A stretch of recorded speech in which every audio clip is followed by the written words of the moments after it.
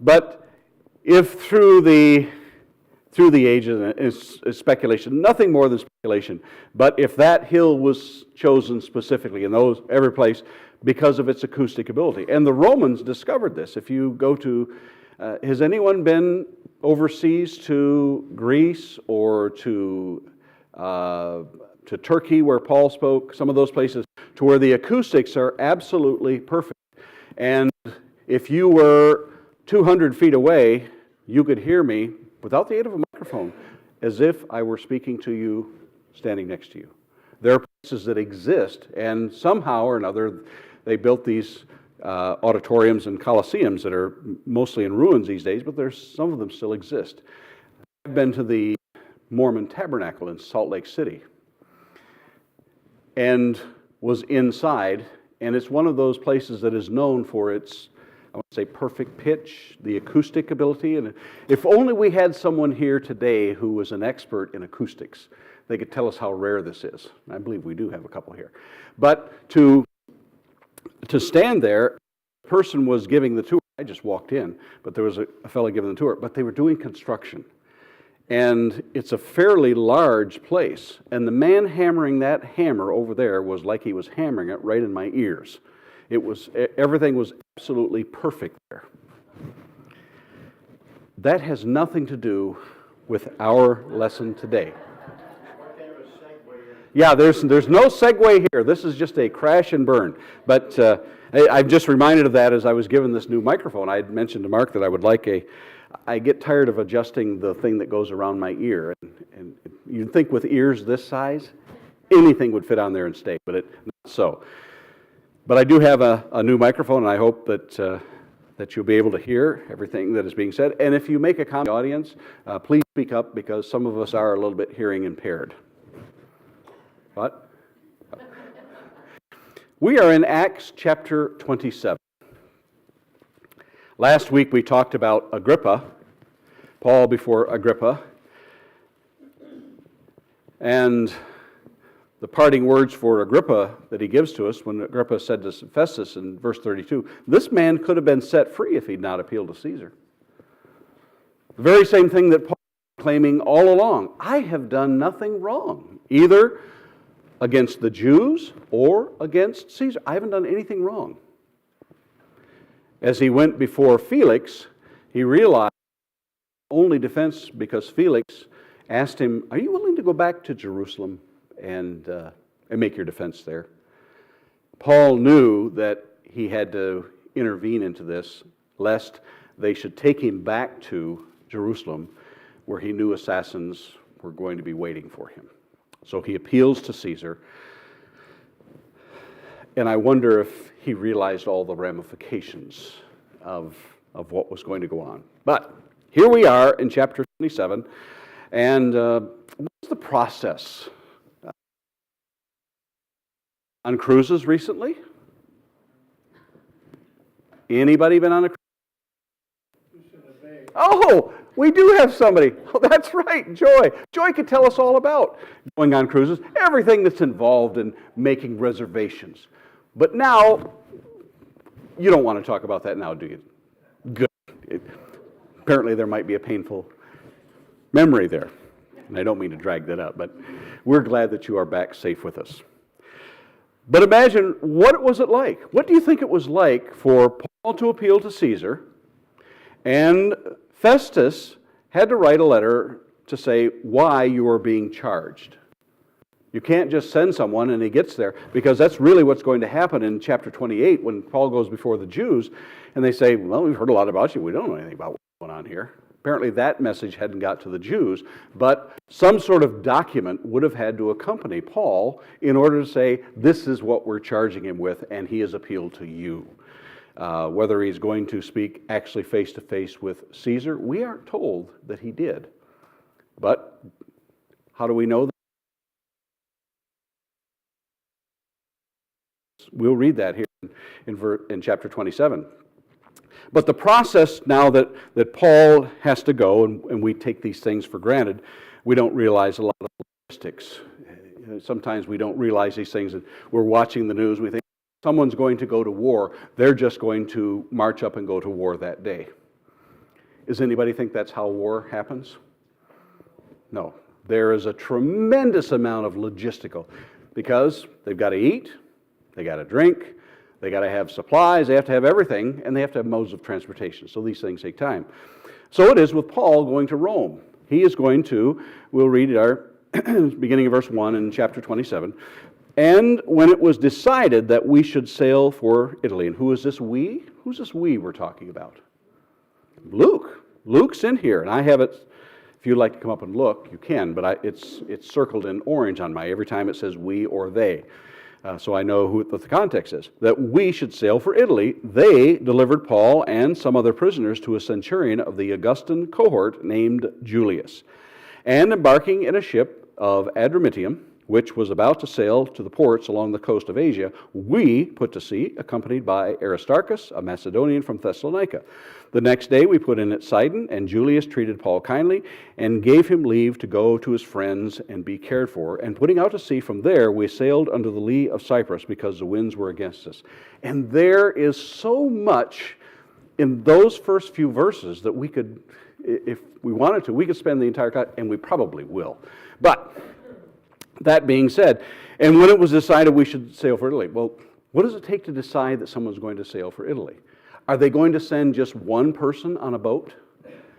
Well, we're going to read about all those people that were there. There was probably, when you save up enough, maybe is that a right term there? To save up enough prisoners? When there's enough prisoners in order to send, because all the logistics say that this centurion that is going to be there, and a centurion of the Augustan cohort named Julius. Now, what do we know about the Augustan cohort?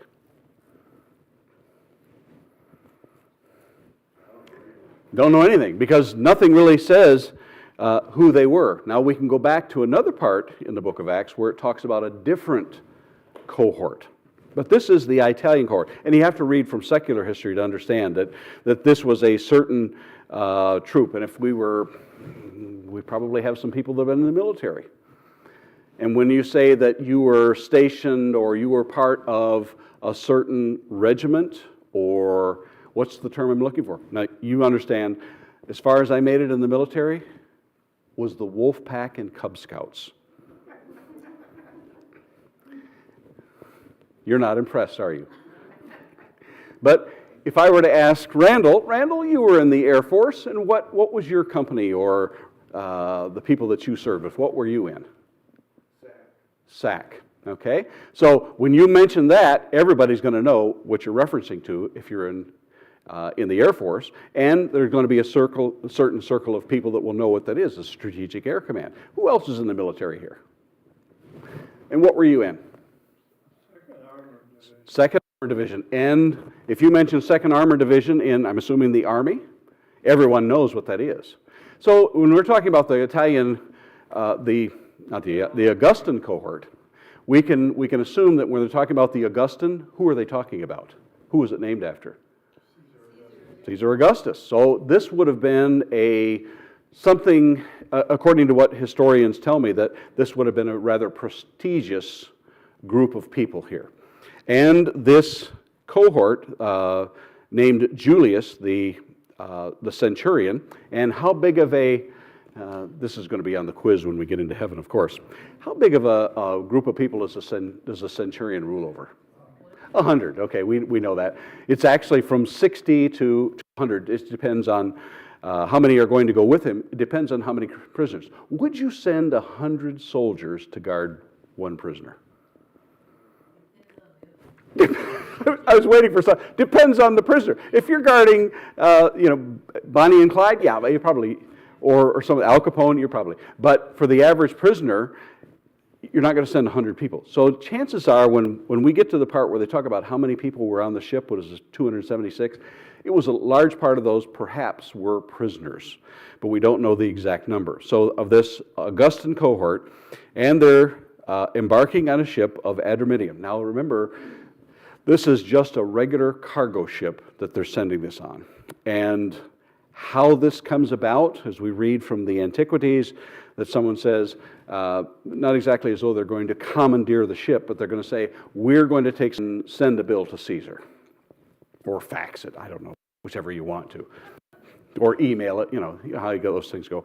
But they would have been paid a price in order to use their ship at this time. It was from Adramyttium. So all of these things that Luke is writing, people reading it in that time would, Adramyttium. And Adramyttium is where? It's L.A., Lower Alabama. Adramyttium, I believe, was along the coastline there in the Mediterranean. So it was from Adramyttium, and when you go sailing on I'll use another reference to you're going on a cruise. Where are most of the cruise ships flag-shipped at? Where is their home port?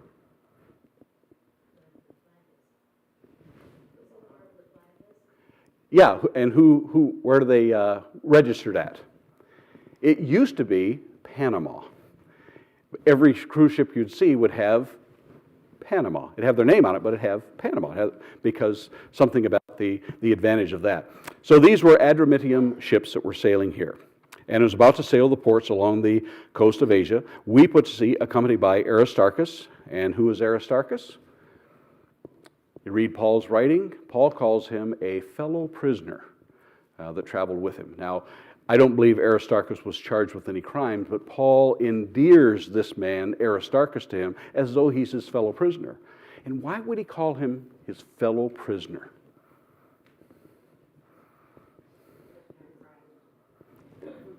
Say that again? Yes. And perhaps it was that he traveled so closely with Paul that he was unwilling to part with him, and wherever Paul went, so Paul says, well, might as well be a prisoner. He's my fellow prisoner. He's traveling with me. He's given up everything in order to travel with me along this. And it says he's from a Macedonian from Thessalonica. Everything here is identifying things that you need to do your research. You need to know a little bit of the history, because everything that's here is going to identify itself as to someplace else that we can find, not only in the book of Acts, but we read about Aristarchus in some of Paul's letter, because Paul name drops a lot of people as he writes these. So what's the advantage of reading the scriptures every day? This comes, and we all have perfect memories. How many of us think we don't have perfect memories? Come on, you know you have perfect memories. You remember scads. Scads, that's a Roman word, right? Scads of information. And Tim, what kind of information do I have?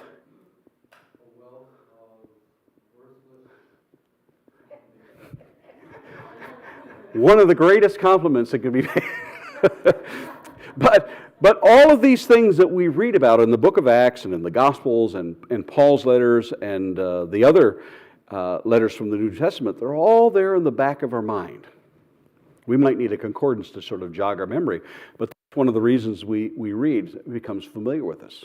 And let's see, maybe I'll age myself, but how many of you collected baseball cards? And if I mention the number 714 baseball fans, what would that mean? It's Babe Ruth's number of home runs. How about 2,130? It's the number of consecutive games, of course, that Lou Gehrig played, the Iron Horse. And 1.12? Why, that was Bob Gibson's earned run average in 1968, before they lowered the mound the next year because of him. Why do I know these numbers?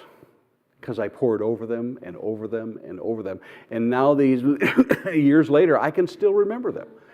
And that's how familiar that this should be. And this leather, I love this leather.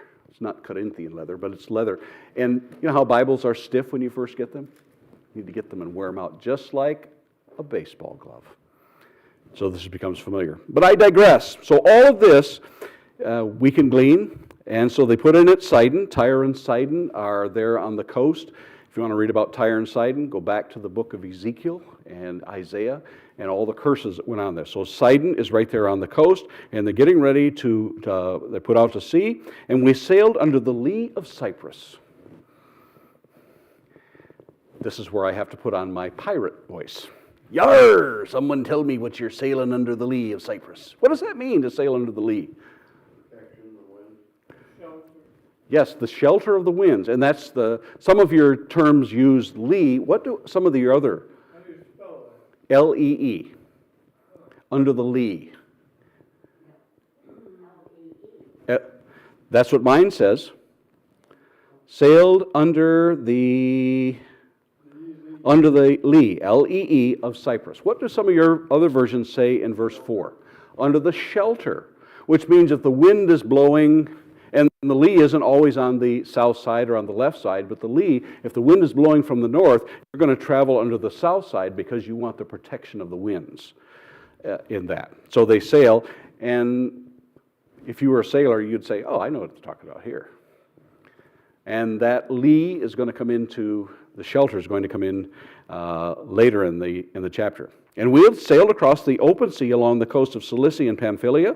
We came to Myra in Lycia. There the centurion found a ship of Alexandria sailing for Italy and put us on board. They could only go from this Adramyttium ship for a certain while because they're stopping in all these ports. Whether it was going too slow or the captain had reached the end of his destination, we aren't told. But now he gets on another ship here in Alexandria. And where is Alexandria at? Egypt. Alexandria on the north coast of Africa, there in Egypt. So he gets on this Alexandria. And remember, the Roman Empire covers all the way from, which way is England for you guys over here? Somebody just point. East? You know I don't know which way east is here. Let's say that England's, okay, here we are. So we're over here in England. So the Roman Empire has reached all the way to England, and we have archaeologists that have uncovered the Hadrian Wall. Yes, the Hadrian Wall that divided England. So they're all the way from England, they're all the way across Spain and France, and they're coming across, and here they are in the, am I accurate here? This is to scale. They're all the way over here through the Mediterranean, and they've got the parts of North Africa, and even controlling Egypt. So these would have been Roman ships that would have been controlled by the Roman Empire, and they would get their coins from them. And so they're going to sail for Italy, and they put us on board. We sailed slowly for a number of days and arrived with difficulty off Cnidus. And as the wind did not allow us to go farther, we sailed under the lee of Crete. Is that the north side or south side? We don't know, because which depends on which way the wind is blowing off Salome. Coasting along it with difficulty, we came to a place called Fair Havens, near which was the city of Lasea. Since much time had passed, and the voyage was now dangerous, because even the fast, and the fast here is talking about the Day of Atonement, and the Day of Atonement, because pardon me, because of the Jewish calendar, sometimes the Day of Atonement would be early in the year or later, not earlier, in September or October time would be, depending on where it fell in the month, because their months were judged by the coming of the new moon. And for your history, this probably will be on the final exam. Is a little Jewish boy in Jerusalem, it would be his task to stand out and watch for that first little sliver of the new moon to come about, or the last sliver of the waning gibbous. When I say waning, I'm not talking about it rain, but the moon getting smaller. And so that would be his job, to announce the new moon. When the new moon was announced, then that was the first day of the month. And so everything was based around that. So just like the Passover could be sometime from March on into April. The last couple of years, the Passover has been in the month of April for that. So he says, since much time had passed and the voyage was now dangerous, even because even the fast was already over, Paul advised them, saying, sirs, I perceive that this voyage and much loss, not only of the cargo and the ship, but also of our lives. Seems to me they had a shipping season. Anybody know anything about the shipping season around the Great Lakes? If I start singing the wreck of the Edmund Fitzgerald, would that jog your mind? And what is it that the sailors don't want to sail in Lake Superior? The winds of November, because they'll sail in it, but they take peril. Usually the shipping season for most ships is going to end by then. So they knew the shipping season. Paul knew this. How do we know Paul knew so much about shipping? He made sails for ships. When he worked in leather, one of the things that those who worked in that trade might have made sails. Why, thank you. The special water. Just a hint of arsenic. That was my outside voice, wasn't it? So, but remember when Paul talks about, in the book of Romans, he talks about the number of times that he had been at sea, shipwrecked at sea, none of which is covered in the book of Acts. So Paul would have been familiar with these things going on. He says, "Sirs, I perceive that the voyage will be with injury and much loss, not only of the cargo and the ship, but also of our lives." Paul knew. Paul knew about the shipping seasons here. But the centurion paid more attention to the pilot and to the owner of the ship than to what Paul said. And because the harbor was not suitable to spend the winter in, the majority decided to put out to sea from there, on the chance that somehow they would reach Phoenix, a harbor of Crete, facing both southwest and northwest. Did I get that right? Is that southwest? Then I'll run due north and south. Due north and south. Your clock that we depart from here on is due north. Is due north. And hasn't changed. No. We write that down. Less stability. Less the building. Nothing's changed since then. So there's a lot going on here, according to those who know about shipping and maritime traditions and rules of shipping here. When they get to a certain point in the season, they say it's too dangerous. We're not going to risk it. And when it talks about paid more attention to the pilot and to the owner of the ship. Now, why wouldn't the owner want to sail out into dangerous waters where there's a chance he could lose his ship? WSM out of Nashville. That Nashville is known for its insurance company. Surely they would have been insured through WSM, which was an insurance company out of Nashville. Yeah. They didn't have flow. They didn't have flow. That's right. What's the company that she's with? Yeah. Sorry, in verse 12, it says they had to move, right, since the harbor was unsuitable to winter in. Mm-hmm. So they had to get out of it. Yeah. Yeah, wasn't suitable, which means that when something was facing the southwest and the northwest, it seems to me the harbor would have been wide open to weather that's going to come in there. One more question. Yep, go ahead. Is it a naive way to look at the scripture to say that the reason Paul knew that there was going to be problems was because throughout his whole since the road to Emmaus, he was guided by the Holy Spirit? And is that a naive way to look at it as compared to, well, he had experience with tent making and sail making, and he had been on many voyages, and he had this knowledge? Am I looking at it from your perspective too simplistically? I just want to accept that. Yeah. He was guided by the Holy Spirit. Yeah, the statement is made. Did Paul know when he says that, "Sirs, I perceive that the voyage will be with injury and much loss, not only the cargo and the ship, but of our loss of our lives"? Was it because perhaps he had been told by the Holy Spirit? Or was it because of the sense that he knew about shipping, he had been in these situations before? Perhaps a combination of both. I lean more towards because of what he knew about the times of shipping and that, because Paul was born in Cilicia, which was near a port. He would have known that. And he's going to tell later on in there that the Holy Spirit told him during the night So Paul will often say when he has been told by the Holy Spirit about something. Is that? No, I respect it, but is it naive to say, yeah, that makes sense, but I believe he was guided by the Holy Spirit throughout everything he did, all the time, whether he said it or not. Yeah, it could be, and I wouldn't discount that, yeah. And not naive, I think it's naive. That's the question, Yeah. Is it an uneducated study of Scripture to accept that in faith as compared to trying to explain it in context?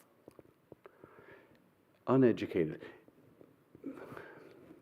Boy, there's a lot to that question to consider. But because you have read it and you're studying the book of Acts, it occurs to you, and because you've read about the life of Paul, it wouldn't be an uneducated guess because to believe that Paul was guided in all things. And he was told from the very beginning, I'm going to show you how much you're going to suffer for this. So it's a reasonable and not an unreasonable one, and not an uneducated. I think that it's an informed decision on that. Yeah. 2 Corinthians chapter 11 gives a real synopsis of his suffering and his knowledge about shipwrecks. Mm-hmm. I think it said it was like 5 times he received 40 stripes, 3 times beaten with rods, 1 stone, 3 times shipwrecked, a night and a day in the seas, and journeys and perils of waters. So it was just a constant for him Yeah. to be in trouble. And 2 Corinthians was written before this period of time in Paul's life. So, whether something had happened even since he had written that in 2 Corinthians, which was written somewhere in the 54, 55 AD, and this shipwreck is going to take place. Oh, did I give it away and tell you it was going to be a shipwreck? You're not reading ahead, are you? But so we're talking several years later that this takes place. So he's somewhat familiar with this, and usually it would only take me one shipwreck. That's all it would take me to realize that I don't want to go on a ship. It only takes me one time of the parachute not opening to know that skydiving is not for me. I'm a slow learner in some things, but the other things I'm pretty sharp to.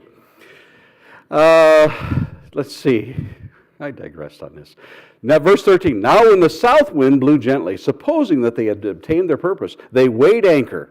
How much did the anchor weigh? All of it? Yeah. It's when they say the weight of it, they're talking about pulling the anchor up. And they sailed along Crete, close to the shore. But soon a tempestuous wind called the northeaster, and I think they put that northeaster in there because some of your versions use the word, and I'm not even going to try to pronounce it, but what's it called?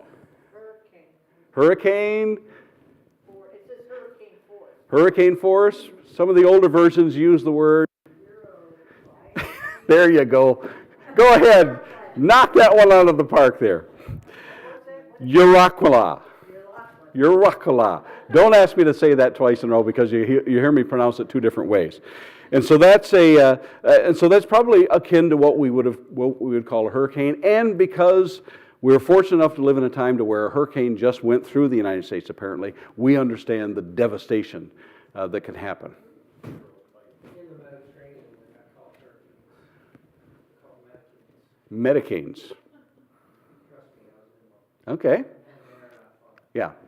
And they're devastating. And the thing that we can relate to it is because of our hurricanes. And over in the Pacific, Southeast Asia, what do they call them over there? Typhoon. They call them typhoons. Either way, there's a lot of wind and there's big waves. When you're on land, it's a cyclone, same thing. Yeah, bad news. Bad news.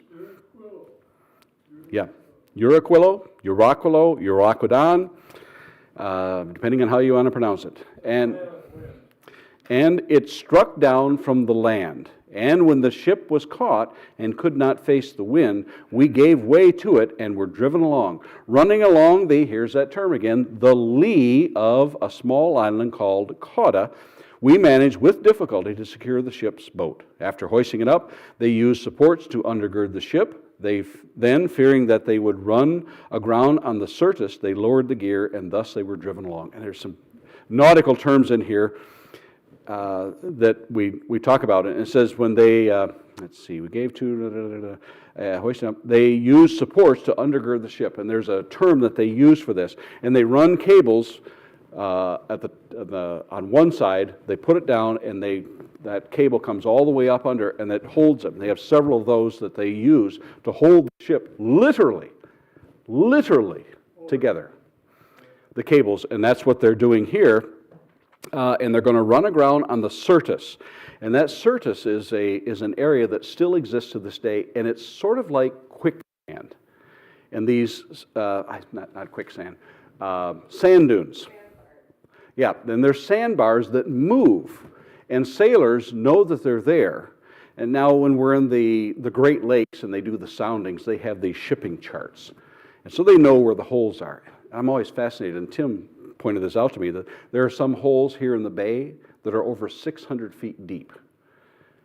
They're way out there, but there are some that are that deep, and these don't change. But apparently this sandbar that moves over there, and it's closer to the coast of Africa, which tells you how far they were driven there. They were afraid of that. Remember, they don't have charts. This thing moves all the time. And fearing that they would run aground on the Syrtis, they lowered the gear, and thus they were driven along. Since we were violently storm-tossed, when it says they lowered the gear, mine says the sea anchor. Now, there are anchors that they throw out there. And really, if I go out in a canoe, that's as big a ship as I really want to go out in. But they have these, what they call sea anchors, that they will put out there. And we think of the anchor as being that symbol there. But some of these are just simple devices that are put out there. Sometimes they're a canvas that are put out there, and it's just meant to slow you down from just being driven wildly. And it slows everything down. And question A, would they like the sails to be up? Or B, have they taken the sails down?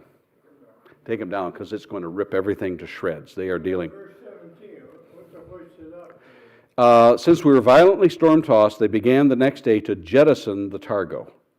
17, we lowered the gear and thus were driven along. Is that the one you want? They lowered the gear, probably talking about the sails, everything, or they're talking about the things that they threw overboard to slow them down. Hoisted up, seems like it'd be hoisting down. They hoisted the lifeboat aboard the ship because they couldn't secure it. You go to the previous Yeah. verses. So there's a lot that's going on that landlubbers would not necessarily understand. On the third day, they threw the ship's tackle overboard with their own hands. When neither sun nor stars appeared for many days, and no small tempest lay on us, all hope of our being saved was at last abandoned. That just makes me want to break out my pirate talk and just talk about how bad this situation was. Anybody ever been in a tornado? Anybody? Greg, you mentioned that you were in a Medicane. Okay. Were you scared?